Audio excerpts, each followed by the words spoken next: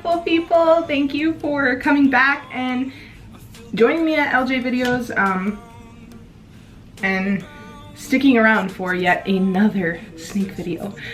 We have 3 snakes we're going to introduce today, which I'm sure you already saw in the title, but it's a little different of a video just because normally I do these videos on Monday because that's when we feed, but today we're doing it on Sunday because I actually am helping someone out, basically a friend of a friend, with tutoring a 5th grader. And that also allows me to knock out 1 extra snake, which will be cool. So we're gonna do Drax, Peppa, and Sally today. And then in the next video, we can do Adara and Kronk. And then in the last snake video, we can do all 3 of my biggest snakes. So that'll work perfectly. I had a couple of things going on. Like I said, I'm gonna keep you updated in every video. So if you didn't see on my Instagram, we have great news about Chip. Chip actually used the restroom and had a really big poop and actually had 0 prolapsing whatsoever. I'll show you him now. He looks absolutely fantastic. I think a lot of it has to do with the humidity I've been keeping up in his enclosure. He seems to be doing a lot better with the humidity. But you can see there is 0 prolapse. He looks freaking great. I do keep the paper towels, like I said, right now to keep the humidity, and that way if he does prolapse again, there's no bedding that sticks to his prolapse. It's already an uncomfortable situation for him. I don't want him to be any more uncomfortable than he already is. But the paper towels seem to be helping a lot. So if you have the same issue with your snake prolapsing, definitely check that out. Keep them on some paper towel bedding. It really helps. And that's also a good thing for paper towels, is if it's on an actual substrate, you can't really see if there's any blood or anything like that. With the paper towels, you can. But he didn't prolapse, and I'm just so proud of him. And then I did tell you, we had several snakes in shed. We had, who did we have in shed? We had Barney in shed, Kobe in shed, we had Gamora, I'm pretty sure. I don't know if Gamora was in shed the last time. I don't remember. We had Peppa in shed. Well, good thing, this is all balled up, but Kobe shed and is looking like a brand new beautiful baby. His colors are gorgeous. He's definitely brightened up a lot. He's getting more purple every time he sheds. It's amazing, and he's just gotten so big. I'm hoping that he eats tomorrow because like I said, he hasn't eaten in quite a bit, probably I think 4 weeks now, so a month. Barney, on the other hand, has not shed yet. He is out of blue, so his eyes are no longer blue, so that means he should be shedding within the next day or 2 because he's been out of blue now for I think 3 days, so he's right there. And then Peppa did shed too, and I know you guys haven't met Peppa, so you're kind of like, oh, okay, but you can see her size just by the shed. She's not very big. She's another one of those snakes we've kind of had a little bit of issues with since we got her, and I'll explain those when we get to the actual snake. But let's start with Drax. I'm not gonna grab Drax yet because you'll see. But Drax is one of the snakes that I have in the home here, in the reptile family, that is the most defensive as we speak. He's the newest snake we've added to our family. My good friend Emily, who I've been friends with for a long time, actually got into snakes. She only had 1, but she has to go off to college and she has to live in a dorm and was not able to keep her snake with her. So she offered, or asked me if I could take him and keep him, and I said, of course. If she ever wants him back, she's more than willing to take him. I'm not really sure though why he's so defensive. He's gotten quite a bit of an attitude. He's already ready to eat my face off, guys. Oh man, yeah. You can see the look on his face. Oh my goodness, Drax, why are you so angry? He is a pinstripe ball python. You can see his patterns are really cool. He's typically really good out of the enclosure, but it's just getting him out. He's not very happy. He wants to bite my face off right now. So here is Drax. He is a pinstripe ball python.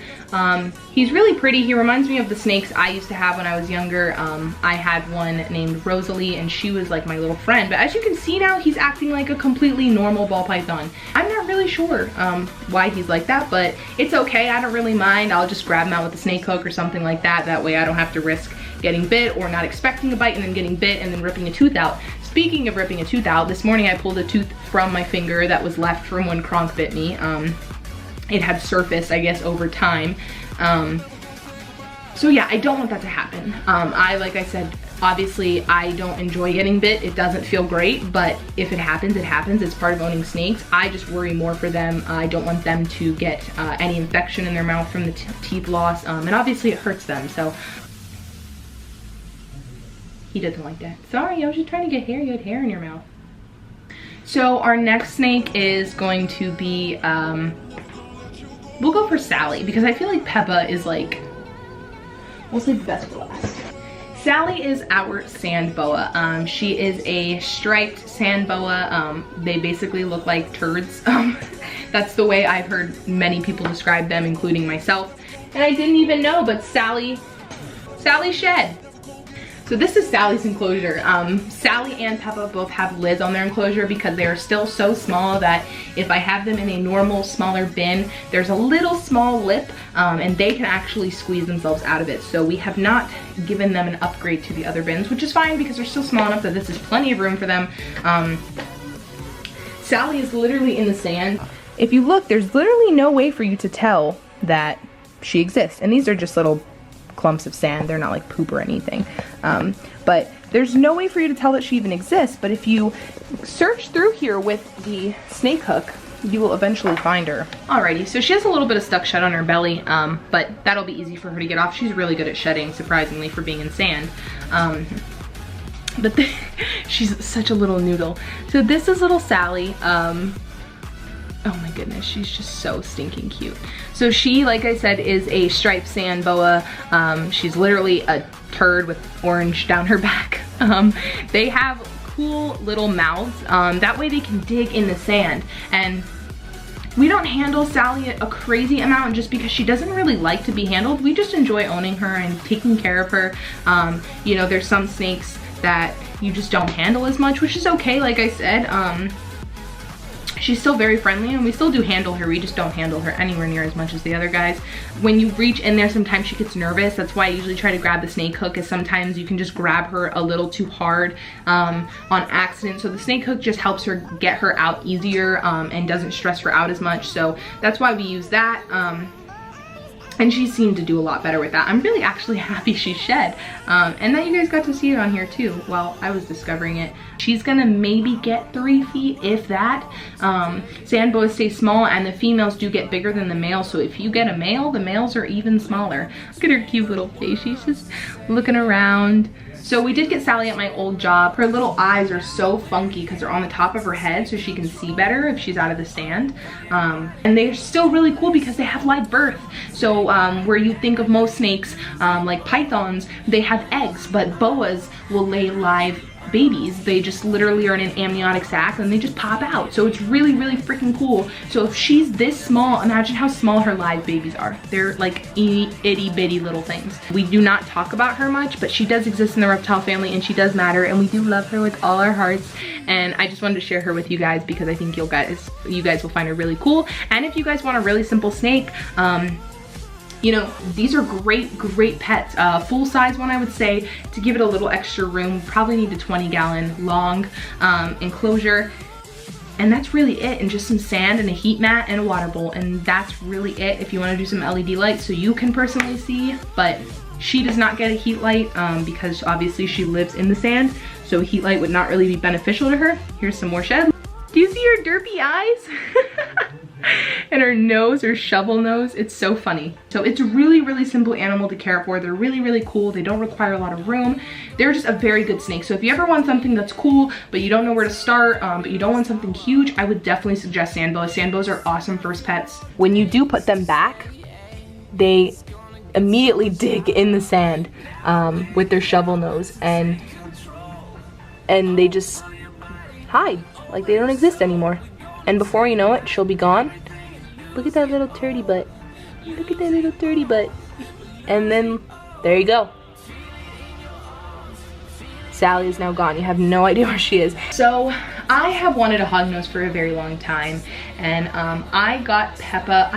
I believe I got Peppa with another snake, but I can't really remember. I did get Peppa at Repticon, which I've explained in a couple other videos. If you're not sure what Repticon is, definitely look it up. Hognoses have always really fascinated me. I'm one of those people, like I said, that loves albino snakes. I think they're the cutest freaking thing.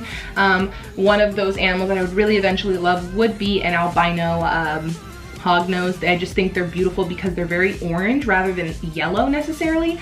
They're just super cute. So Peppa and I have had a long struggle, and like I said, she is also in the same bin. You can already see her hissing. So here's Peppa.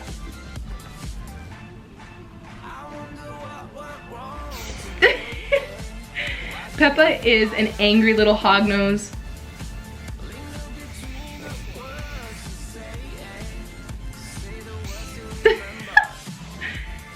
Oh man. Alright, I don't want to scare her too much. That's not the goal here. I want her to like me. But just so you could hear her hissing. She's really small, as you can see, but she's very loud. Peppa, Peppa, calm.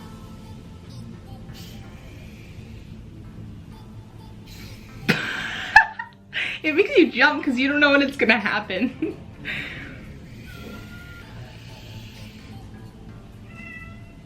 I have Loudmouth in the back with the cat, that's Reese. Then I have Loudmouth here, freaking angry about everything.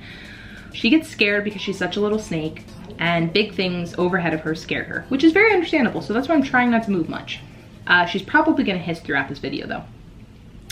So I got Peppa at Repticon. She is an anaconda morph, and I thought she was cool because if you look at her, if she lets me, they have completely solid black bellies, which is what is known for the condomorph.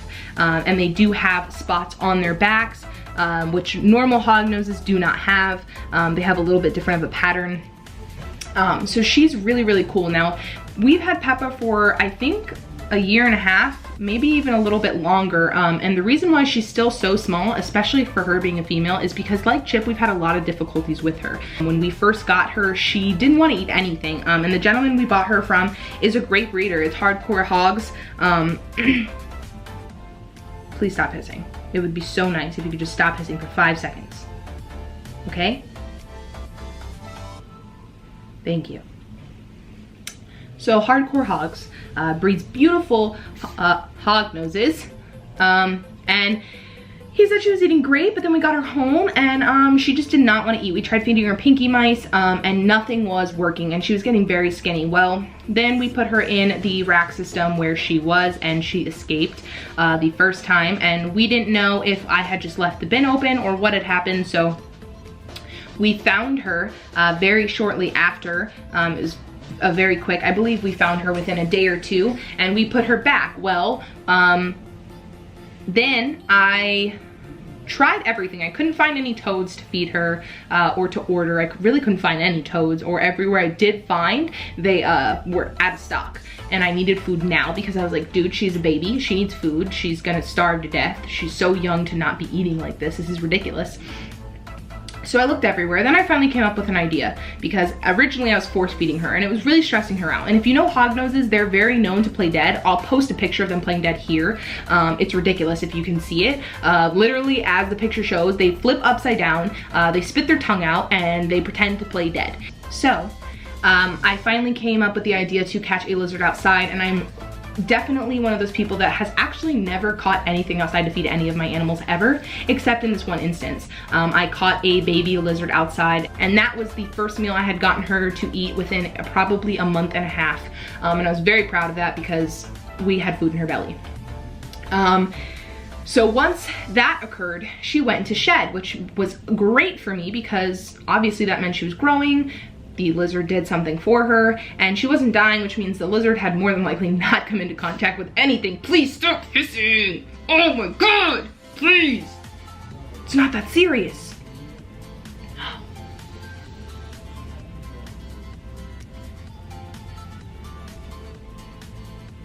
I I don't know what the snake wants from me. But then she went missing. That was before we had learned of the little lip, which dumb Jay and Lex for not realizing that one. Please stop! I jump every time because I'm just talking and then I hear a psst and then a jump and then it's like, oh my God, please don't fall. So she went gone for 3 weeks and I was petrified these whole 3 weeks because I have cats and she's small enough to fit under the crack of the door, and I was just hoping I didn't find my poor hognose snake dead somewhere. Well, one day I came in the reptile room and she was just there. She was just on the floor looking at me. Please stop! You see how she flails? It's just like, why? Why do you do these things? I'm not leaving you alone. Then we found her and she started eating again. And that was like the first time we had gotten her to eat. And now, ever since then, she's been steadily eating, but she just wasn't growing for the longest time. And it's only been her steadily eating for, I wanna say, maybe like 4 months. I don't know if necessarily they're considered to have keeled scales, but they definitely don't have normal scales. Their scales are definitely different than the normal snake. They're rough feeling, but what you can really see that's cool about them is, I'll get her nice and close. You can see her pushed up nose, and she's angry about the camera more than likely. You can see her pushed up nose, and that's why they're called a hognose. Are you gonna hiss at me again?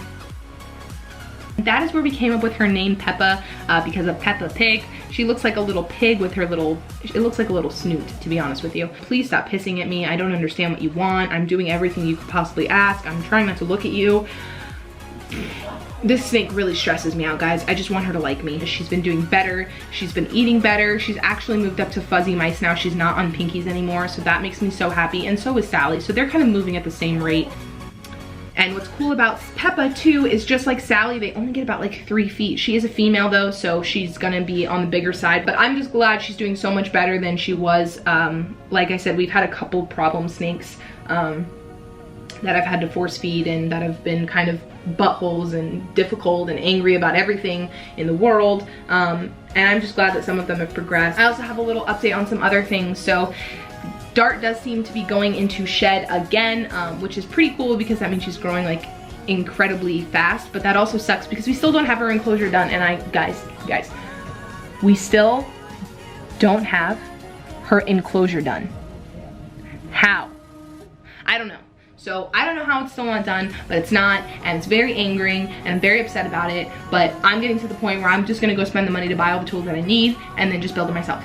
Everyone's doing good. No tarantulas have molted, no other snakes have shed. It's just been Kobe, Peppa, and now Sally, surprise. And then we're waiting for Barney to shed. He'll probably shed by Thursday's video, to be honest with you.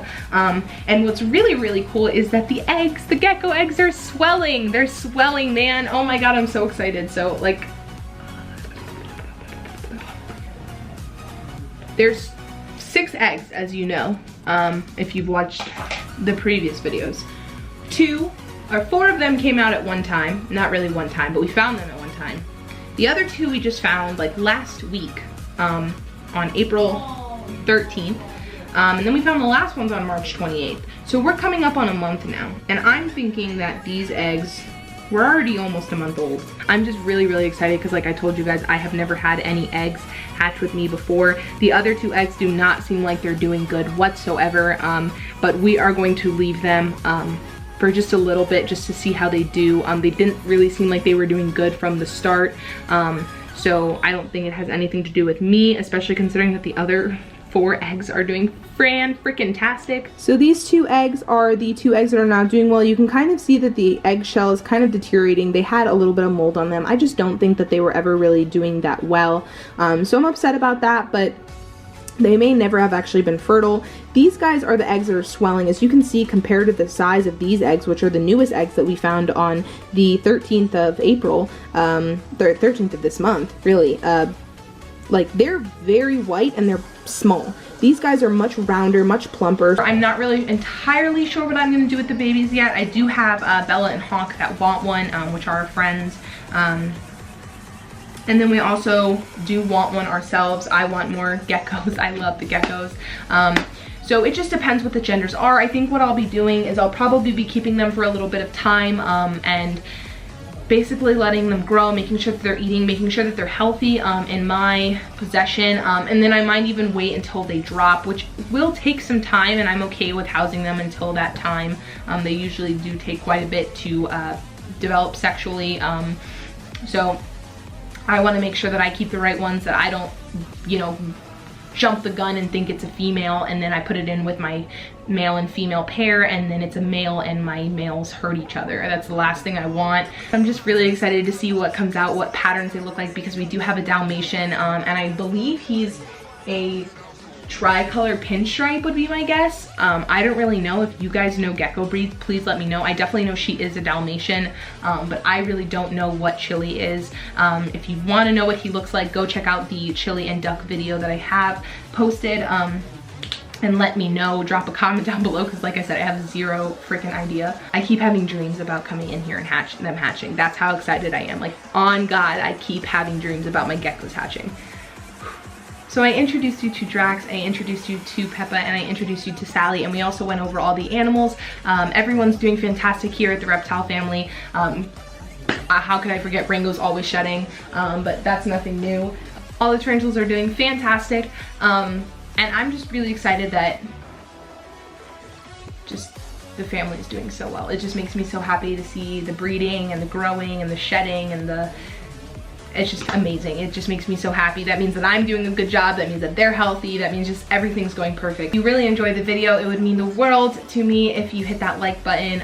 If you have any comments, questions, concerns, anything in the world you could possibly think of, drop a comment down below, and hit that bell notification if you want to see when my next video comes out, even though you know that they come out every Tuesday and Thursday. And if you have any suggestions for videos also, please let me know. I would love to know, and it doesn't have to be like reptile related. Also, like I said, I branch out to a bunch of things. We're just trying to get the basis of introducing everyone in the family right now, and then we'll kind of do a little more random stuff.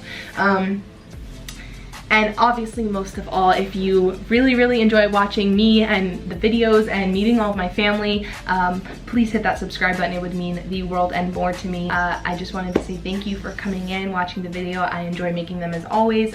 Stay safe, stay healthy, stay happy. And yeah, I will see you guys on Thursday. Bye-bye.